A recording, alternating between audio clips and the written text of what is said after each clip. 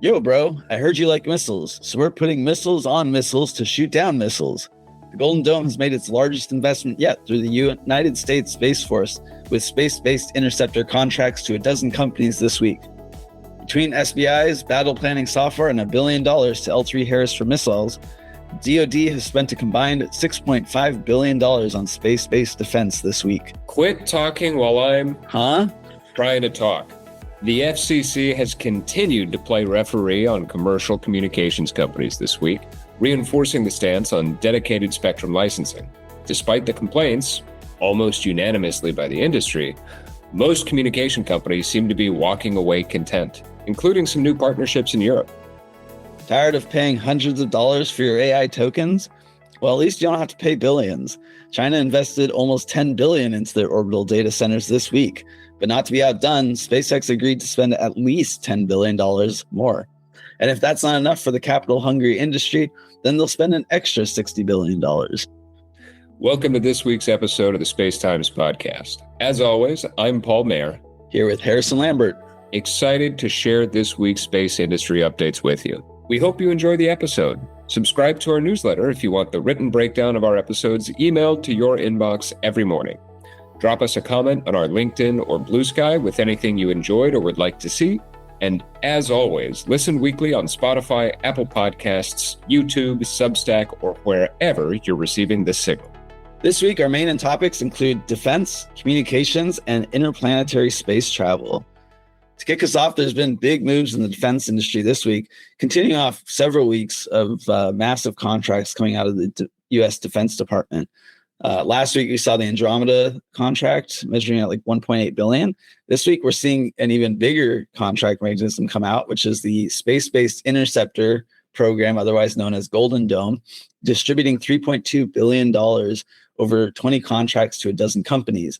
This is using the Other Transaction Authority, different mechanism than what we've been talking about recently with things like IDIQs.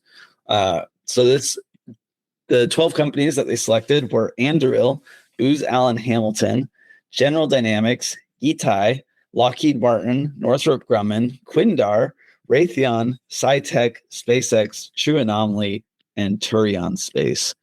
A lot of interesting names in here. The ones that stand out to me are Anduril, given their acquisition of ExoAnalytic recently and their award under that Andromeda program just last week. So this is their second in a row.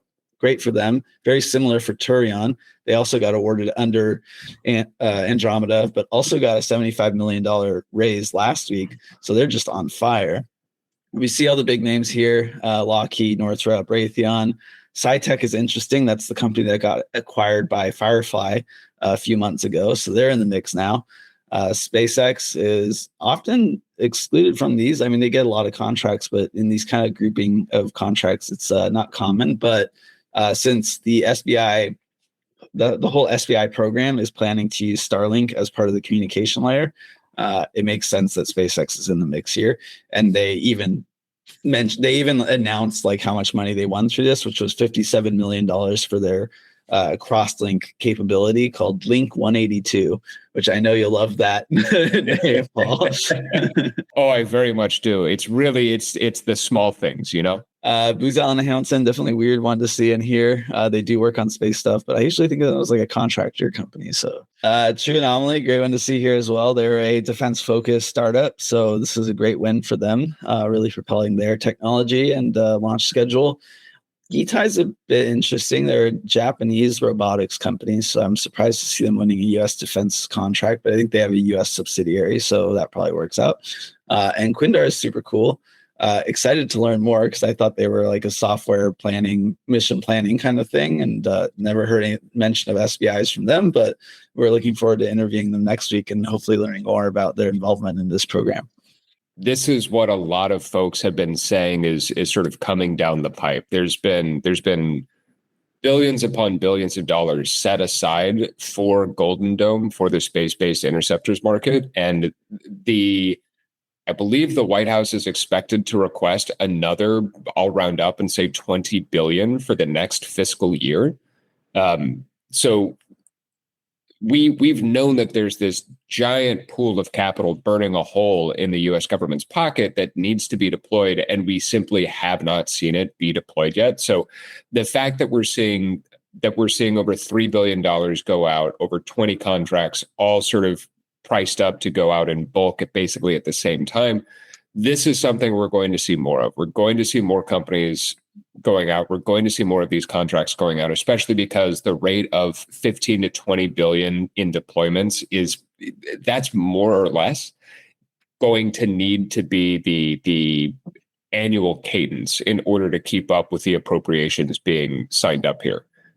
So there's a lot more money that needs to be deployed in 2026. This is not going to be the last we hear from Golden Dome by any means. Yeah, this is probably the first numbers put to Golden Dome in any meaningful capacity. When Golden Dome was announced last year, it was kind of speculated to be in the $1.2 trillion range. So far, we've seen billions of dollars go out kind of in coordination, but the Department of Defense has been really wishy-washy about like what's traditional missile defense agency stuff, what's this new Golden Dome initiative. This is very clearly Golden Dome initiative. They laid it out in the press announcement. So like you said, they're raising some money for it. It looks like the new target for this year upcoming set of programs is in the $100 billion range. So still a lot more money to be doled out here to the companies that didn't make it in the mix. But it is interesting to see that there's finally money being put behind the space-based interceptor program, because for the past year, it's just been companies self-funding initiatives in anticipation of this contract coming out. And Lockheed was one of them late last year that announced their initiative. So great that paid off for them. The one that is conspicuously missing is Apex. They announced their Project Shadow, their Orbital magazine project late last year. I would have expected that would have positioned them well for this contract.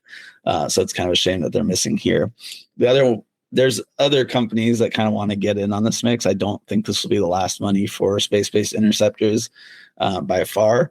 There was companies like Astra announcing their plans to use small rockets for target practice for the Golden Dome. So they kind of want to get in some capacity, not putting their rockets on space to intercept missiles, but playing some role here, more similarly to what I see with companies like Kratos Space, and kind of a deviation from their core business offering, but I'm sure they're finding other ways to make money. And then there's an announcement this week from BAE and Lockheed Martin to build out new satellite architectures for orbital warfare. I think this is more about RPO and defensive on-orbit capabilities. But I think it does signal that BAE is also looking into getting more involved with this. They're not part of this round, but I would expect to see them in future ones.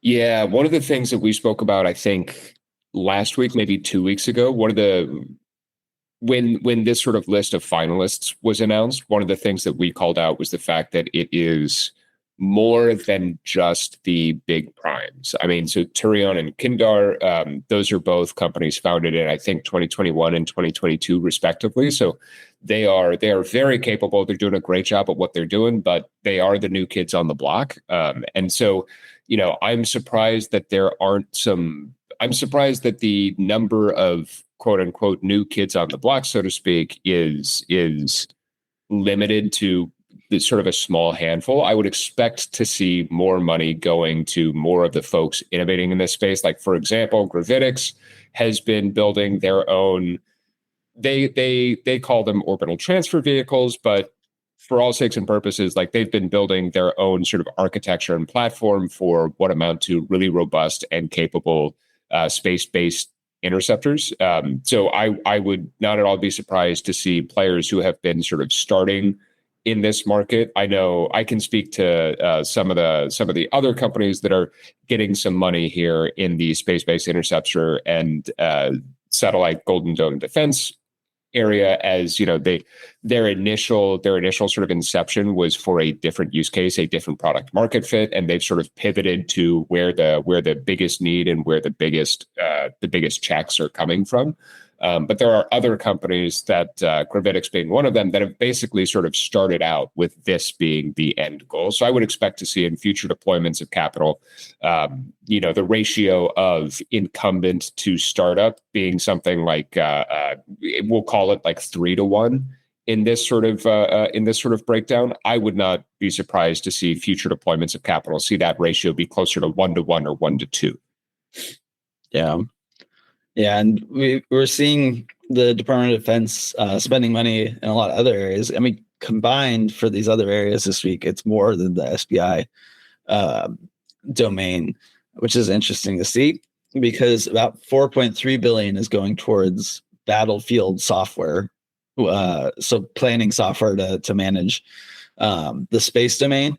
$2 million were given to Leidos and MapLarge for the United States Space Force Chronos battle planning software. So both companies are intended to provide software that gives the U.S. Space Force better domain awareness of space. We've been talking a lot about space domain awareness in terms of putting more sensors on orbit to capture more data about space, but actually being able to use that data to generate insights that the Space Force can then act upon in order to maintain control over the space domain is one of those kind of next steps for that sector of space. And so these two companies, Leidos being a large company and MapLarge being one I hadn't heard of before, get to kind of work on this project together. And it's something the Space Force has had, but it's definitely something they're obviously looking to improve now that they have more capability in terms of sensor capability. And it's a trend that we see a lot in the commercial market where space is made simpler. You use software and tools to generate more insights that are more actionable rather than just giving out raw data and expecting the end user to be able to actually do something with that. In that same vein, the Pentagon is requesting $2.3 billion from Congress to fund their Maven AI battlefield software. This is, again, in the same vein, but being developed by Palantir. So it's kind of an extra layer on top of a software layer that combines all the sensors. It then uses AI to actually track and target different threats and to basically identify to use AI to assist the Space Force in identifying potential threats and making that action response time a lot quicker.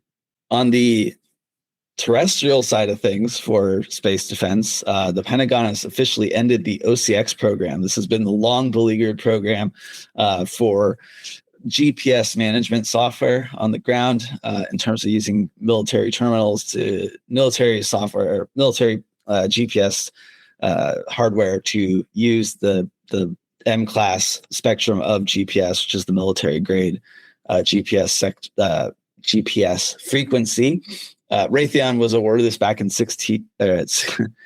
Raytheon was awarded this 16 years ago. It was supposed to be delivered like 6 years ago. It finally got delivered last year to the U.S. Department of Defense, saying this thing doesn't work. And then like 2 weeks ago, they gave him $50 million more to keep working on it, and then they ended it this week. So I don't know if Raytheon gets to keep that $50 million, but that's a nice parting gift if so. Yeah, this was, I remember when we spoke about this, one of the things that we sort of hit on was the fact that I believe both Generals Purdy and Whiting have gone back and specifically called out that the Pentagon and government funding, there is a clear and decided effort to try and cut dead weight. And so we both, I recall both of us sort of like, well, maybe they're trying to let them down easy. Maybe they're trying to sort of slowly find an off-ramp here for OCX, but not a particularly big surprise to see that program be totally shuttered after a, decade late delivery that underperforms. Yeah, it's a long time coming, but I'm glad they finally made the decision to cut it off because it was just draining money for no real deliverable. And ultimately, it seems like the Pentagon has an alternative in the form of Lockheed. Like a week after they gave Raytheon $50 million, they gave like $100 million to Lockheed to develop a GPS software solution for the ground management layer. And that makes more sense, honestly, to me, because Lockheed's been the one contracted for the GPS-3 SV10.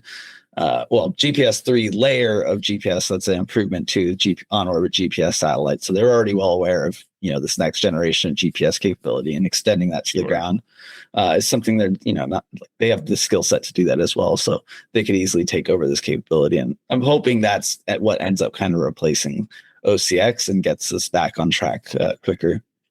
I mean, there was probably an intentional decision to break up that type of capability stack so it wasn't all coming from one spot in an effort to sort of provide a little bit more diversity and a little bit more resiliency. Yeah. But this while the intent was to provide more players who could solve everything, in this case, it clearly didn't work out. Yeah, that's a good point, because I hope it doesn't signal to the Pentagon that like, oh, we shouldn't distribute contracts across companies, because that is a good thing to do, but this is one of the unfortunate risks of doing that. So the Pentagon also invested $1 billion in L3 Harris's missile unit. This is a very interesting investment because it's a preferred convertible note from the Pentagon. So it actually gives them the money to invest in missile capability, which the government's been investing in heavily recently with all the conflicts around the world. And this is the part of Aerojet Rocketdyne, one of the parts of Aerojet Rocketdyne that L3 Harris kept after their sale of a large portion of it to AE Industrial Partners, which is a company they stood up in joint venture with other stakeholders to buy out basically the space mobility portion of Aerojet Rocketdyne, which is a company they bought for like $5 billion a few years ago, and is mainly focused on rocketry, as the name would suggest. But the parts they did keep were the parts for the SLS rocket system, as well as the missile defense system, which is interesting that they kept the part that they then turn around and get investment in, because this investment will help them as they plan to go public later this year. And that convertible note actually allows the government to take a 20% stake in that then public company. So it's a very interesting intertwining between a large government prime contractor and the U.S. government itself about one of the critical defense technologies that they develop. So on the communication side of things, the FCC has granted AST Space Mobile a cellular license. What this means is that they, one, approved AST Space Mobile's application for a 248 satellite constellation, and two, they allowed AST Space Mobile to partner with cell providers like AT&T and Verizon. Effectively, what they're doing is they're providing supplemental space coverage to these cell providers in the 700 to 800 megahertz bandwidth range. And so this award allows AST Space Mobile to provide and add more direct to device capabilities to their current product offerings, and to do so with some of the incumbent cell providers and data providers already. Well, it's great for AST Space Mobile. It gives them more of their core business capability. The whole point of AST is that they're basically a cell tower in space. They're intended to be able to operate directly with existing cell phones without any sort of hardware retrofitting, much like the Globalstar setup needed, which makes it notable given that Amazon just bought Globalstar, and they're also operating in a similar frequency, but in order to communicate with Qualcomm chips within iPhones. So there's a lot of like hardware space coordination needed for other direct-to-device players like Amazon and like Starlink's proposed direct-to-device plan. Well, they've already demoed part of it. So this is great for AST Space Mobile, especially off the news last week that they lost Bluebird 7. But for 248 satellites, it's a long rollout. They've got to deploy a lot more in the coming years to make full use of this. And I should have looked up, but I'm interested to see if they have the same like deadline that all the other FCC licensees have in order, like in terms of getting half of their constellation up by a certain timeline. Yeah, the FCC has certainly been busy this week between all the different spats and litigious arguments that we've covered over the past month. But they've been working with AST Space Mobile, and also very recently just declined the mobile space spectrum sharing effort. So there was a push and effectively sort of a protest by almost the entirety of the space communications industry, wanting to push for and allow for the sharing of spectrum so that somebody who had the rights to a spectrum would be able to share it with somebody else who maybe couldn't afford because of how capital intensive we've seen those spectrum rights to be, both in the sheer value of it, the cost of actually acquiring the spectrum, and the capital intensity needs of being able to get the requisite hardware up on orbit to satisfy the back half of the contract. And so, lots of the smaller fish were on this protest. That protest actually also had support from SpaceX and Amazon. So whether or not that sort of support was genuine, or whether that was more for the optics of sort of the big incumbents not bullying out the little guys, so to speak. But the FCC, regardless, declined that request. They declined the ability to share mobile space spectrum. The justification and the reasoning behind that is effectively that the FCC wants to keep the incentives and the incentive structure for innovating in the space industry, innovating in the space sector, to be really, really high. They still want folks who are able to actually create and develop and service these spectrum rights that they're overseeing. They want the folks who achieve those lofty goals to be able to know definitively that they do have those spectrum rights for the duration that they do. So the intent is very much to keep the incentives aligned to try and bring the most innovation to the industry as possible.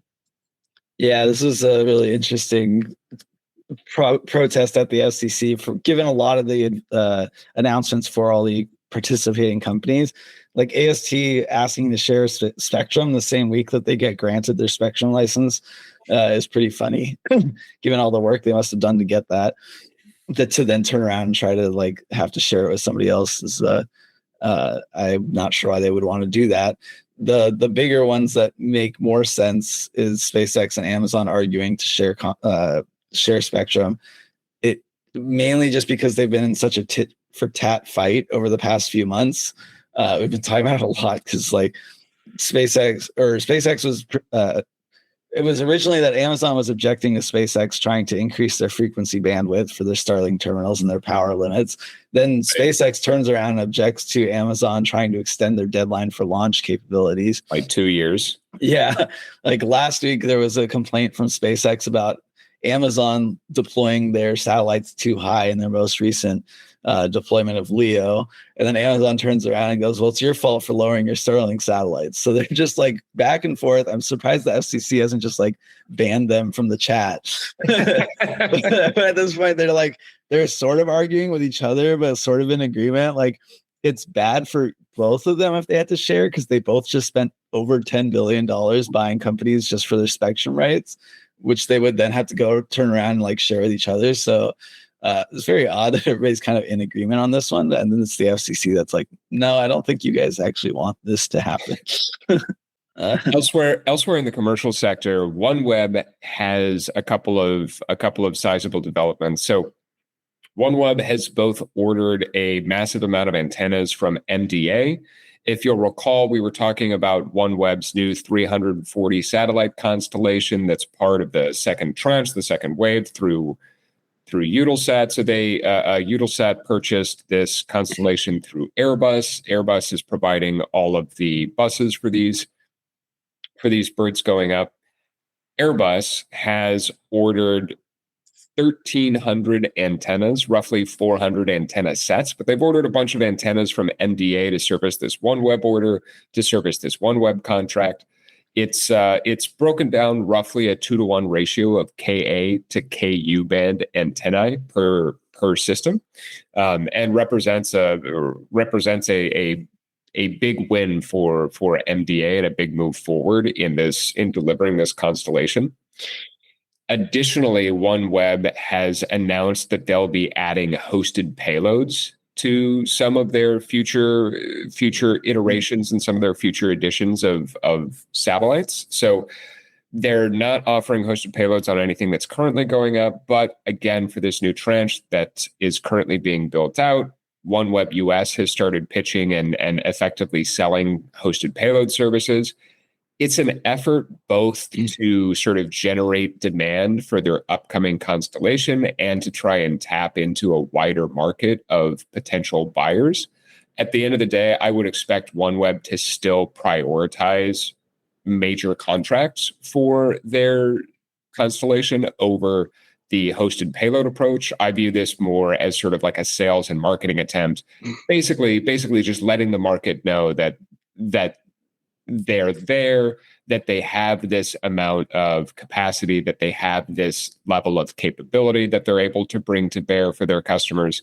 But a couple of big announcements from OneWeb regarding their upcoming constellation. Yeah, I think both are like on their surface value are good announcements for OneWeb, but I feel like both are just reinforcing the fact that OneWeb is kind of on the back foot when it comes to communications constellations. They were one of the first to do it, but now one of the furthest behind. And both of these are kind of making that worse. Like ordering their components from other suppliers like MDA and Airbus means that these companies get most of the benefit of economies of scale, particularly MDA, given that they use their Aurora bus for Telesat's Lightspeed constellation, which is a contender for the Iris Squared program in Europe, which OneWeb is also competing for. But this means that MDA is getting all this money from a competitor to build out their own offering that will then compete with them in Europe. Is not great for OneWeb. And Airbus is also part of the Space RAN consortium, so I'm sure they have their own play here in terms of leveraging that to effectively compete with OneWeb. This is not even really an upgrade to the OneWeb satellite that they're planning for, like a block upgrade. This continues expanding their traditional RF communication system and doesn't even implement anything regarding the laser intersatellite link, which is really the next generation of satellites that we're seeing across Starlink, with Amazon planning Terra something. TerraWave. TerraWave. I was thinking TerraFab with the space. Everybody's using Terra these days. So that, like, not a great trend there. And then the hosted payloads thing is playing into an emerging trend I've been seeing over the past weeks, months. We saw it with Kepler. After they launched Tranche 1, they started working on hosted payloads. We talked about like Sophia Space being one of them last week. They had Axiom and Aurora Tech on their first tranche. And so that gives the hosted payloads a huge benefit of being able to tap directly into a laser intersatellite network, which is a huge advantage over a traditional satellite where you usually just have RF or a second party laser interlink satellite. But the other company we saw do it was K2 Space with their SES announcement. SES was announcing they were going to do hosted payloads on the satellites they bought for their Meosphere project. So the trend I'm seeing here is that these satellites that are hugely capable have all this extra capacity, and why not sell it to other people that they can just leverage that to build out new capabilities, like Aurora Tech, like being able to have live real-time feeds of data is like a huge boon to their core business offering. But with OneWeb, I don't see that. Like, there's no real advantage over just a traditional like ride share on any other satellite. I guess the only thing would be like scale, but that, like, OneWeb doesn't really help with that. The manufacturer of the payload would still need to be able to scale, and then they would be fully dependent on their bus provider to meet that scaled demand. So just ultimately, I don't see, like, I see them following trends, but I don't see them leading the pack, and this just continues that sort of pattern for them. Yeah, I think so. I'm really glad that you brought up that OneWeb was one of the initial leaders, one of the first people to do it, and they've since fallen pretty far behind.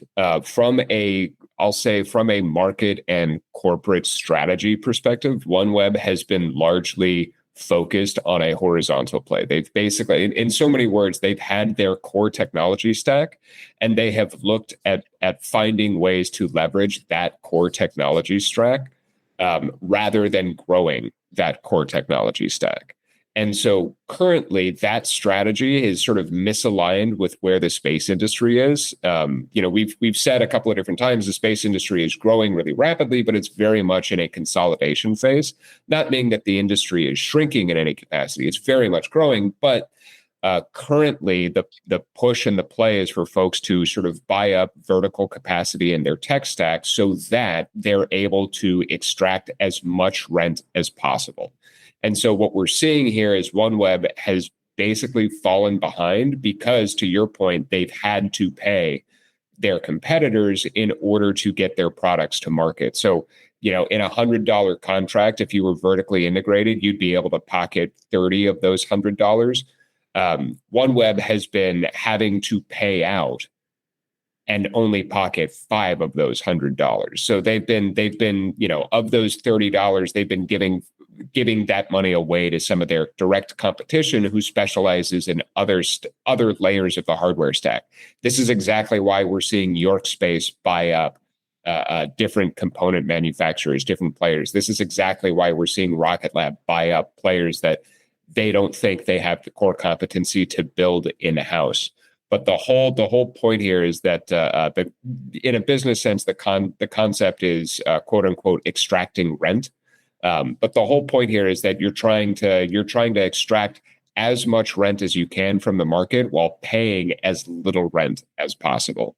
And so this is sort of the mark of an industry that is going through a contraction phase, that is still for the most part vertically integrated, even though long term at scale on a long enough timeline, there is going to be an inevitable trend towards horizontal specialization.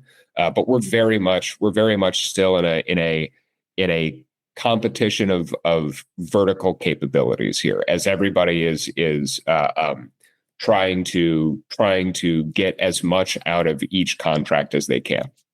Moving back to Europe, there are a couple of different announcements that we wanted to jump on, both of which play into the ongoing trend and the ongoing need for that sort of vertical integration, both from a competitive and a corporate layer, but in these cases from the sovereignty and the national security layer as well. So the UASat joint venture has formed between the Danish company GomSpace and the Ukrainian company Stetman to provide dual-use satellite capabilities for Ukraine. And I'm sure there is a straight line that we could draw from a particular geopolitical incident to the need for sovereign dual-use satellite communication capabilities that Ukraine is experiencing. So no surprises here whatsoever. Simultaneously, the Polish Ministry of Defense has signed an agreement between Thales and Airbus to develop some military geocommunication satellite capabilities with Radmor. And Poland is also standing up some sovereign defense comm satellite capabilities in line with these same geopolitical trends. Yeah, it's just interesting that they're both forming consortiums. This is definitely in the space sovereignty play. Like Ukraine and Poland obviously want to own their own satellites and own the production of those satellites, which is why they've structured it this way. I just find it odd. Like, to me, it makes more sense to do this with companies that aren't in the EU. Like, these are EU countries. So having that capability somewhere in the EU, in theory, should be sovereign enough.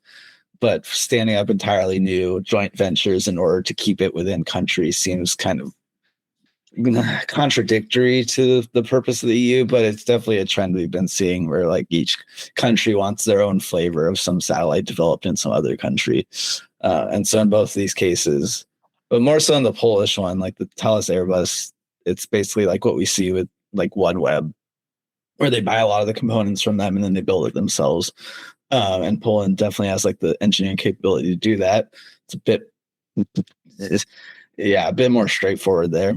The UASat is like hundreds of satellites, so it's a lower constellation. And GomSpace has had a lot of traction recently with that. They're working on the Meridian constellation for spin launch. So hopefully there's some benefit there by partnering with them. But Ukraine could definitely use their own sovereign communication constellation, as they've had a spotty track record with Starlink during the conflict they've been going through. I view it more as like sort of, hey, we got to start somewhere sort of approach. Yeah. So like, joint ventures are never long-term. Joint ventures are never these types of collaborative efforts on the commercial side are never more than just a couple of years. So I very much read this as okay, this gets us from 0 to 1, and then we'll figure out how to solve this problem ourselves tomorrow, figuratively speaking. Yeah, I don't know. The Ukraine one just doesn't it seem odd to you that why wouldn't you just buy? To me, it makes more sense to do these joint ventures when you're worried about an embargo happening. You don't want to be cut off from your supply chain when you need these critical resources for whatever effort. But in this case, the EU is not going to cut off Ukraine, so I don't really get the concern there. And building these things in a conflict zone rather than a safer area, and just build them outside of the conflict zone, launch them outside of the conflict zone. They're in space. They're outside of, like, keep it outside of the conflict area. It seems like it would be easier than trying to build it like domestically and trying to control the supply chain for something that you're going to have to build hundreds of these and it's going to take a while to deploy.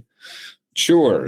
I mean, I have a slightly different perspective, I guess. I think that some of the value of the joint venture is gaining access to sort of engineering and technical expertise that's otherwise harder to come by in the regions that we're discussing. So, like,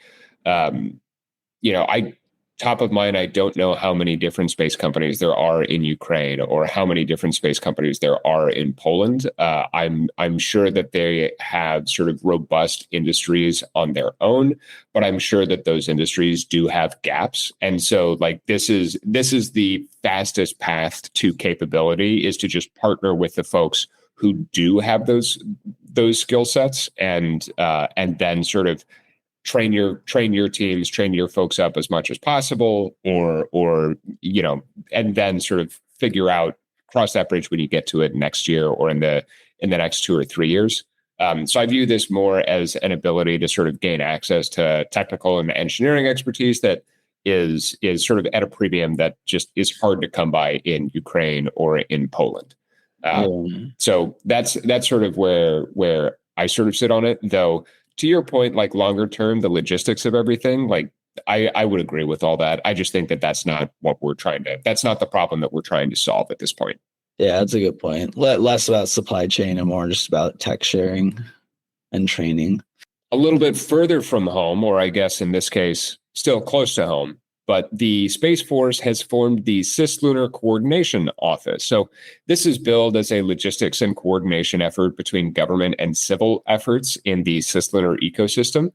But sort of the clear implication between the lines here is the stated plans out of multiple government agencies and multiple government offices for a permanent U.S. moon base, and the need to consider thinking about how to defend and secure such a base. So this nascent new office will be led by Jamie Stearns, who comes from both the Space Rapid Capabilities Office and the Air Force Research Lab.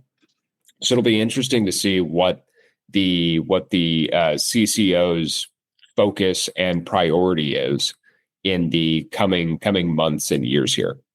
Yeah, apparently they're launching Oracle Prime next year, and that's their first, like, space domain awareness satellite for lunar orbit. So definitely expanding that trend that we've been seeing out to a new kind of domain, which I think that was their stated purpose, was like they need to start thinking about the different logistics of getting assets to the moon, communicating with them, integrating it all into this domain awareness system they're building out for Earth. It's going to be fascinating to see how rapidly the cislunar economy and the cislunar sort of marketplace materializes, and all of the various technological advances that are necessary to sort of support that. I'd like in mind what I have really available is that sort of Rocket Lab announced their high performance star tracker this last week, which is effectively optimized for high or increased radiation environments. I believe it's rated to 50 kilorad, which is more consistent with, like, the GEO mission sort of bandwidth that space. But Rocket Lab is sort of claiming the ability to serve as sort of interplanetary, cislunar, and longer duration missions as well. So there's, the lunar environment is pretty healthily outside of the Van Allen belt, which means you're looking at a different radiation environment. You're looking at a different space environment. So, one of the trends that I've seen sort of on the conference circuit has been this push for radiation hardened environments, or radiation hardened components rather. And there's a level of rad hardened components are currently or have currently been sort of a solution looking for a problem, just in the sense that this is a great piece of technology, but the use case and the market need for that doesn't quite exist yet. And so it'll be interesting to see how rapidly this sort of rad-hardened layer of hardware and technology matures, and how rapidly that sort of gets to market now that there's the CCO and there's concentrated efforts to building out and getting to the moon.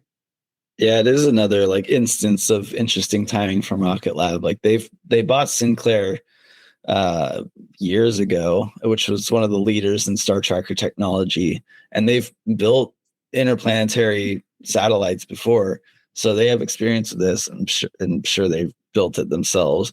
But with the announcement of Gauss last week, and now this announcement, it seems like they're setting themselves up to be this one-stop shop for this next generation of satellites, because both those components help with some of the emerging trends of like orbital transfer vehicles making a kind of a comeback, some more SDA and activity out in geo, and now with this push for lunar expansion.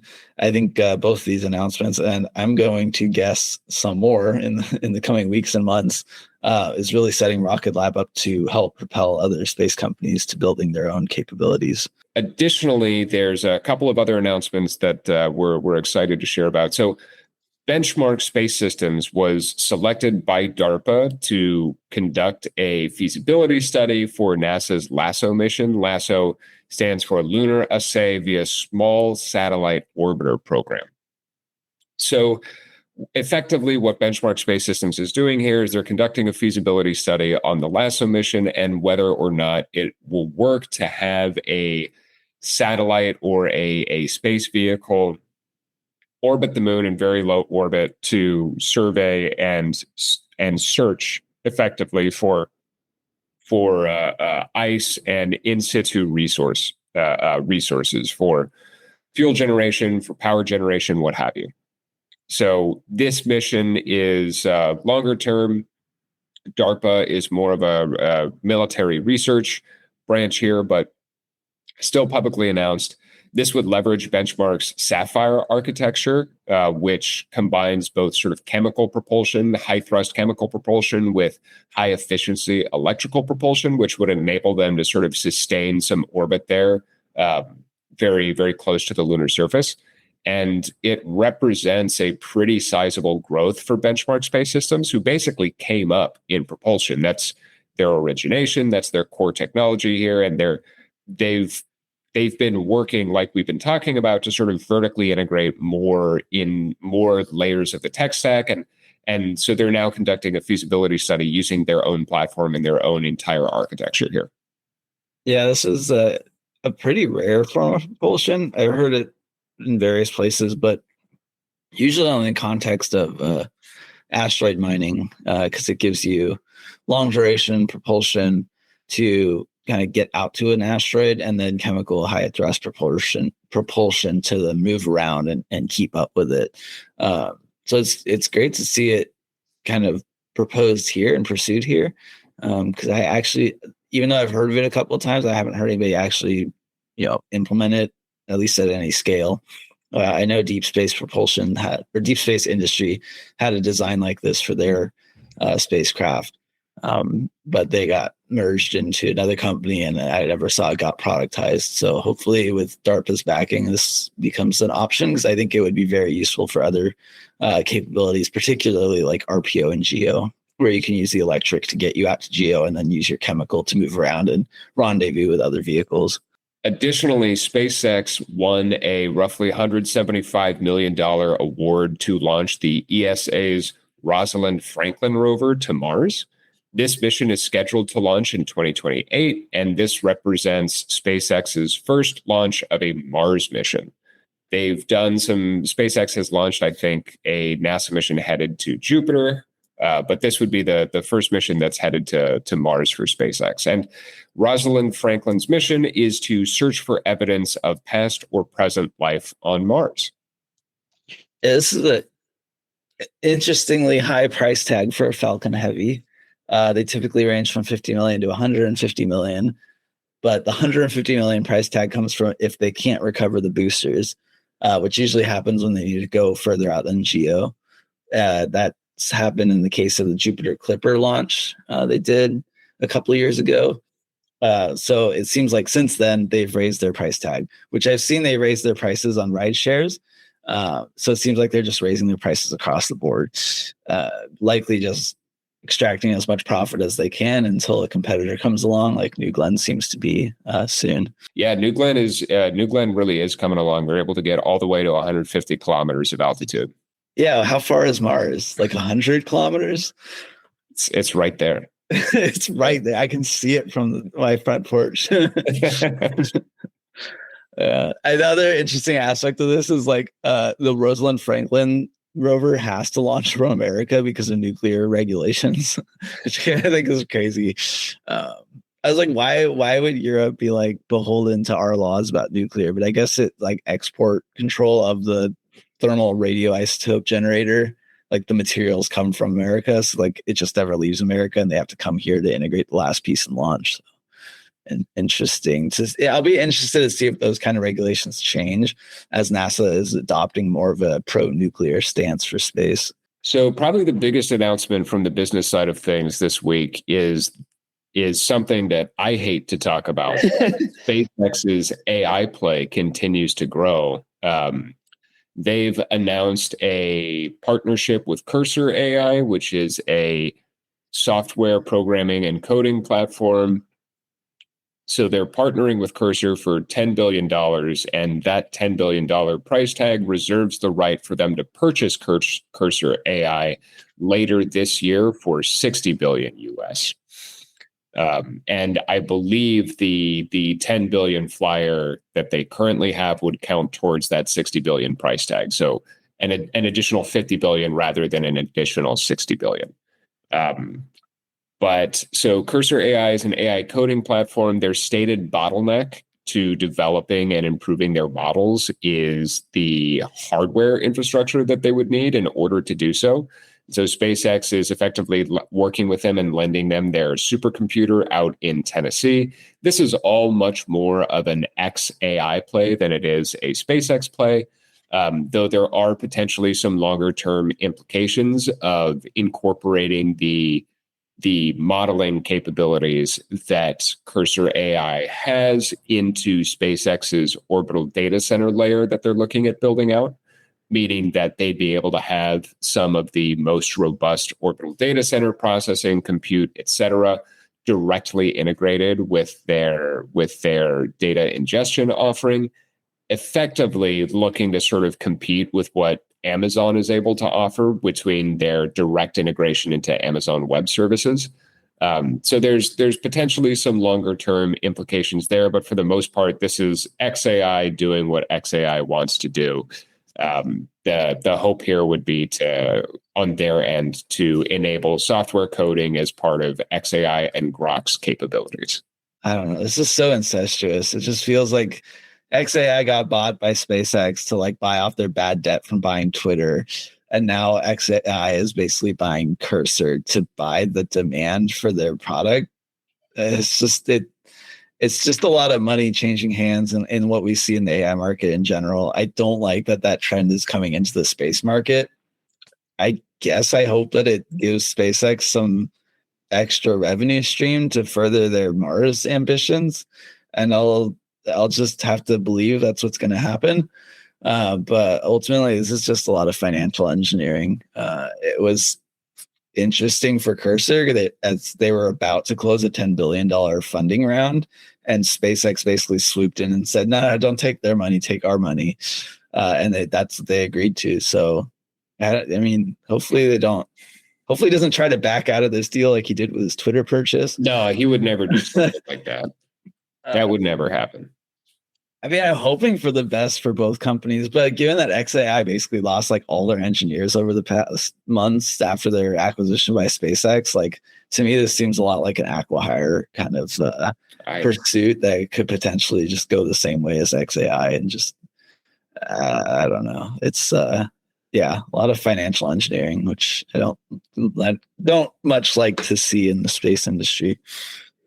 I said this before. I don't like SpaceX and xAI merging because it means that the space industry, it means that SpaceX is now directly correlated with the AI bubble.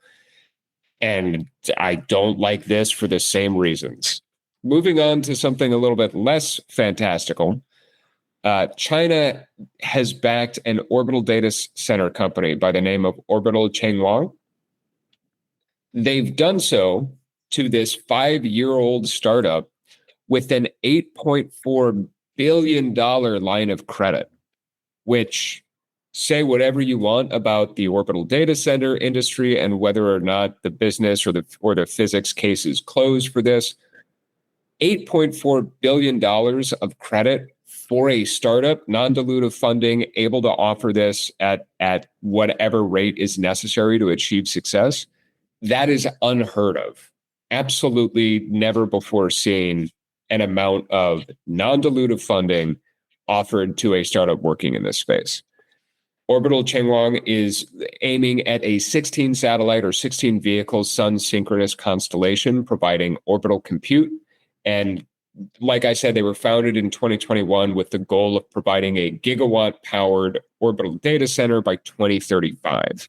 The 16 satellite thing is what got me with this announcement. It's like every orbital data center problem we've seen so far has been broken up into tiny pieces in order to solve the thermal and power generation problems. It's been super proliferated. Yeah, but this company seems to be tackling it head on. Like they're going to build a mega satellite, which is like the long-term plan for companies like StarCloud and Starlink, or StarCloud and SpaceX. But they're projecting it like block 5, 10 years down the line. Like for a company right now to just go for it is kind of crazy, and to get the state's backing to this extent. I know it's not a blank check, but for all sakes and purposes, it is a blank check. I mean, I feel like he's gambling with his life. Like, what happens when you default on a credit line to the Chinese government? It's never happened before. Nobody knows. Yeah, nobody knows. Wants to find out.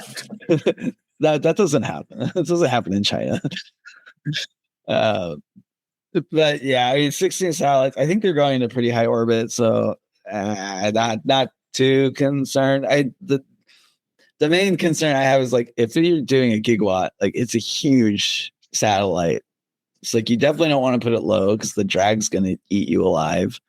Putting it high doesn't sound great because of debris issues. And then on top of that, they're putting in SunSync, which I think I saw they were putting in the Twilight SunSync, which I've been seeing so many people trying to use that dusk dawn SunSync orbit, which that orbit's got to get crowded soon if people keep trying to use it. So not a huge fan of this architecture, but it seems like China is. So more power that's to what them. pays the bills. Yeah. Back to the space logistics side of things here. Atmos Space Cargo has announced a 25.7 million euro Series A raise. This funding will support their 3-vehicle Phoenix 2 fleet, the development of their next vehicle Phoenix 3, and the execution of several defense and government contracts through standing up Atmos Works. This raise was co-led by both Bandlord and Expansion. Additionally, Space Backend raised a 1.8 million euro pre-seed round. The Techstars portfolio company is focused on bringing hardware integration, testing, and verification all under a single software platform, which is one of the trends that we've seen from Techstars cohorts over the past several years. So congratulations to them, and looks like there's an ongoing trend in that vein as well. Also noteworthy is that Northrop Grumman announced that their solid rocket booster issues that they've experienced this year have cost them $71 million US in Q1. So this is sort of a lose-lose for everybody involved here. ULA is considering trying to figure out how to fly the Vulcan without the Northrop Grumman solid boosters, which, if memory serves, would limit them to potential LEO launches because the solid boosters are how they get to higher altitudes. Vulcan needs to get back to launching, but they've had a sort of a myriad of different setbacks over the past year, 8 months, for a little while now. So, this isn't the sole cause, but it's certainly not a help. But represents a bad day at the office for everybody involved, unfortunately. Yeah, this is like ultimate sunk cost fallacy trade-off. This is like the government deciding to cut OCX kind of bad for ULA, because the Vulcan is now relegated to either not launching or only launching to LEO, which isn't helpful for most of their NSSF contracts, which they've already lost a few to SpaceX now, and after already losing them in the contracting phase, most of them. So just really bad for ULA. Like, there's really no good way out of this, because this is Northrop's second failure in the same way after they supposedly investigated it for a year. So yeah, like third try is kind of insanity at this point. But this is Orbital ATK. They were like a renowned rocketry company that Northrop bought, and now they can't build a solid booster, which to me is crazy because they built the solid boosters for the SLS. So what are they doing wrong? And to me, it's like Northrop would probably like to just ditch it, because the ULA is not winning contracts the same at a high enough volume that would make them a whole bunch of money. And now they're going to have to go for round 3 and potentially lose even more money for a success that still wouldn't get them a lot of money, because Vulcan is now a generation behind and years late. And ULA, like, this is what they're betting on to replace the Atlas and the Delta, of which they're kind of flying out of necessity at this point. So Northrop, Lockheed, Boeing, they're all in terrible position here, looking for the best case outcome, but they're all just kind of stopgaps for either the ultimate decision that Vulcan's just dead on arrival, or that they're going to have to wait years for this thing to work, and by then be even further behind than New Glenn and Falcon. For tech advances this week, we have some VLEO announcements, which there's been an increase in VLEO technology recently, but to see 2 in a week is pretty interesting. We saw some out of Europe last week, and we've seen announcements from American, like we had Albedo's new bus in VLEO a couple weeks ago. So there's been increasing but still kind of disparate announcements about VLEO space that people are definitely getting more interested in its benefits. Starlink has plans to deploy to VLEO in their next generation, so the use case for it is definitely getting more attention. So to see 2 different companies get funding for their 2 separate VLEO platforms this week is very interesting. Univity received $32 million for a pair of 5G VLEO sats. This is interesting, not just because that's a lot of money for 2 satellites that don't have to go that high, but also because we just saw Atmos Space get a lot of money from Europe. So there's a lot of European funding this week as well, and they seem kind of all over the place, as we've seen with Europe recently, which is they're putting their money into every sector, which is great to see as they try to build out their space capability. But VLEO seems to be one of particular interest for them. There's benefits for communications in VLEO. There's lower latencies, there's higher power throughput. So the cost of all that is lower, and it's easier to spectrum license it. But this is part of a broader plan for Univity to become one of the leading communications constellations in Europe. They plan to launch hundreds of these VLEO satellites, so this is more just a pathfinder mission for them. I'm sure a lot of this $32 million will be towards NRE, towards development of those satellites, and it just covers the first 2 launches because this is a funding round for them. And then Nordspace is a company out of Canada that builds rockets that got $250,000 from the Canadian government to develop their own VLEO spacecraft. Very similar vein, they want to create a communications constellation in VLEO, numbering in the hundreds. This is particularly interesting for Nordspace because, as I said, they build rockets, so to branch out into satellites and in this way is kind of interesting. I feel like it might actually be a smart play, given that Nordspace is building small rockets. So they either can't lift a whole lot or they can't go very far.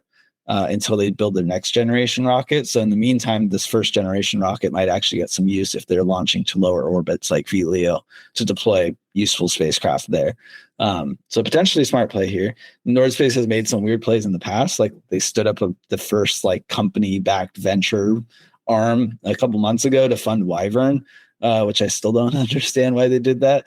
But this could be an interesting take. Honestly, there might be actually collaboration between Wyvern and VLEO spacecraft. Their stated purpose is for comms, but the other benefit for VLEO is higher resolution imaging. So I could see there being some synergy between some of these more confusing and disparate investments by Nordspace. Yeah, higher resolution and also lower power consumption as well. Yeah, and then Astroscale announced their ISA J1 spacecraft mission. This is using their RPO spacecraft to approach and investigate the old unused and discarded spacecraft. It seems like mostly a mission to practice their object classification and rendezvous proximity operations, which will play out in some of their other missions like ELSA-M. It builds off their ADRAS-J mission a couple of years ago. So Astroscale's got some great heritage for RPO capability. They've got a lot of great contracts they've been winning recently, primarily around deorbiting debris and doing some of this RPO defensive capability and just in-orbit servicing. So this is it's great to see Astroscale adding a cornucopia of different missions to test out every capability that's possible with their platform. They seem to be one of the furthest along in actually developing a usable and very flexible platform for in-space operations that are key for future infrastructure that we'll need as space matures. That's a wrap for this week's recap of the space industry. We hope you enjoyed the episode. As always, please drop us a comment, check out our socials, and follow us on Spotify, Apple Podcasts, YouTube, Substack, or wherever you're receiving this signal. Until next time, this is Harrison Lambert and Paul Mayer signing off for now.